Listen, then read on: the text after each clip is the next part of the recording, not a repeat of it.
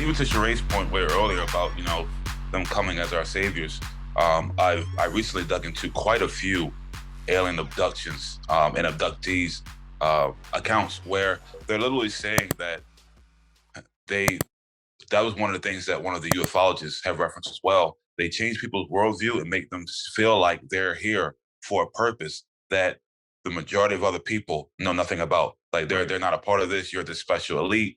And the message is you have to stop all the wars. The message is you have to take care of your earth. You need to be better to your earth, and you want to destroy the earth. Yep. So they're coming, and that goes as back benevolent individuals to nature worship. It's going to go.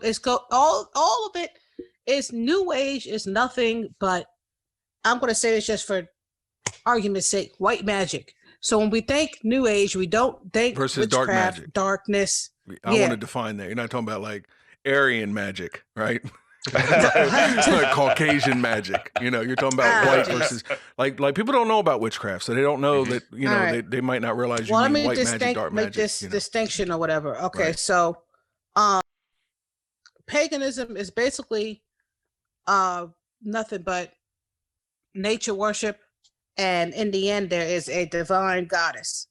I don't know why it's always a goddess, probably just to be contrary to man or God being a male god or whatever. But white magic is basically magic used for good, like plants and herbs for healing or casting spells for fertility. Like I'm just trying to make something seem noble. And then you have dark magic or black magic, which is basically I'm going to sacrifice a kid or an animal to get whatever outcome. Okay. So New Age philosophy, New Age mysticism and all that stuff, that's basically white magic, or what they would argue is a white magic. So I'm just doing yoga, I'm channeling my chi, lining up my chakras, I'm burning my sage. I'm doing all this stuff, like, you know what I mean? But this is just to ward off the evil or to bring in like a nice atmosphere, good vibes and all this stuff or whatever. Okay. This, and then like you were saying to your statement that you were saying they were the earth. You gotta take care of the earth. You guys are doing all these. This is so ancient, like this manipulation or this I don't want to say delusion, doctrine. The word I missed the word again. This doctrine, this narrative. Yeah, it's so old. Like it is. Well, that belief is pre-flood, but it's definitely. Let's go back to like Nimrod. It's definitely that far. Like, you know what I mean. So, the Navy. So with this is why they're pushing so hard for all this green stuff and the earth stuff and stuff like that. This is going to go back nature worship. It will. Because you got to take care of the earth, and they're going to come through, like I said, with all these technological advances that been here, and they're going to heal the earth. They're going to get people to worship nature again, not necessarily sacrificing the lamb to a tree, but making nature the priority over man. Yep. Just making that a priority. Over man. But this is the belief. This is who is it? The gods that people claim to be in contact with. I think it's Astaroth. I swear it's Astaroth. Anyway, this is the same. That's the guy. Easter. Huh? The Easter deity. Yeah, because it comes by many different names.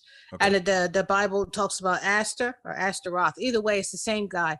It's this guy that's coming down that people seem to channel, and he's from the stars, and they and they channel this guy or this being. They some weird humanoid looking. They look like is it the people from Norway? But pale, like platinum blonde hair. The eyes are a little big and slanted. You know what I'm talking about? All right. So these guys come down, and it's the same guy, Astaroth, that talks about in the Bible how these people kept turning back to him and bow. It's Aster or Astaroth and bow. And they kept going back to him. He was getting like ticked off. You keep worshiping these guys. Like, what are you doing? You're giving your kids up and all this other stuff. Like, what are you doing? And whatever. And it's the same guy now that's saying, what T was talking about, you got to take care of the earth. Oh, you guys are just doing all these wars and stuff. We want to come and help you, but we're kind of just waiting until you guys get your act together. And this is the whole thing that they're doing. So when they come through and say, you know what, we gave you guys a chance. Now we have to intervene as the saviors to save you guys from yourselves. Just, follow these rules. Right. Do this, blah, blah, blah. You know what I mean? Worship me in the end. So Is that the same cat that like the Incans drew pictures of? The America, your boy Albrino, Land of the Plumed Serpent. They drew pictures of like white-haired, like almost like the Anglo Jesus, like God-men that would come and save them. You think that's the same connection? Same guy. Among the gods of the Maya, Aztec, and Inca, one entity in particular is nearly identical in all of its attributes, the great plumed or feathered serpent. To the Maya, he was Kukulkan. To the Aztec, Quetzalcoatl. To the Inca, Viracocha and Amaru. The worship of the serpent or dragon was not exclusive to the Americas, but ubiquitous throughout the ancient world, and most often associated with heliolatry, the worship of the sun. Unbeknownst to most, behind the veneers of these plumed serpents are the faces of bearded white men. Kukulkan, Quetzalcoatl, and Viracocha were not only alike in serpent form, but also in human form. Though the legends concerning them are manifold and inconsistent, these plumed serpent godmen are most often described, in stark contrast to their native subjects, as being tall, white-skinned with golden beards and hair, and blue or green eyes.